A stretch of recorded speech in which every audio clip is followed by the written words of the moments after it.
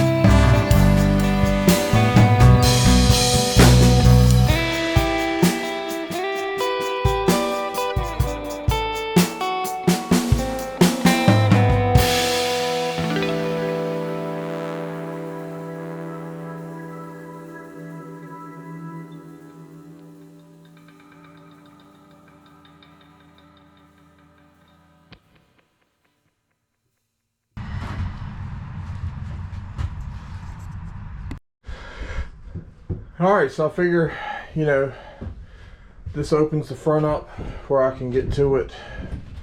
Allows me to see more of the wiring diagram and kind of what's going on here. We have one wire that runs beyond this. I guess that's a ground right here to the frame, and two wires to come down and run this light. I'm sure that side's the same. I got all the screws out of that, but I didn't start touching the door because I'm not ready to replace it, because when I pull this out, I'm going to want to go ahead and put that door back and close this in, so I need to have stuff ready, and that's what holds the hinges for the door. So I don't want to open that up and give it time to warp or bend any metal and then be a pain and not want to go back together. So I just left it as it is. But for the most part, the front is open and ready for me to finish cleaning, get some insulation in, the actual plywood in, and some cabinets and stuff. So at that point, I'll be where I can start installing solar once I get that in. And I think they said like end of the month before. It's like the 7th now, so probably end of the month, beginning of next month before I get the inverter. But I can start on the ceiling, putting the solar panels up, start to build a battery rack to hold that, and that kind of thing. So hopefully y'all have enjoyed, and I will continue to show the build step by step. I've got to get this out in somewhere, and this may end up becoming part of the floor. I have not decided yet if I'm going to take the floor up or if I'm going to try to sand it. I may just try to sand this stuff off of the floor because there's been some oil spills and stuff, and I may just try to sand the floor and then maybe come back and paint it with something just to kind of seal it, because I know I'll be in and out of events and it's going to be nasty outside and rainy and muddy, and I don't want that soaking into the wood. So I'll check and make sure the wood's good, and if it is, I may just sand it and start over on the floor. But I haven't climbed underneath to really look at that yet either. So we'll see how it goes. One step at a time, one day at a time. See y'all later.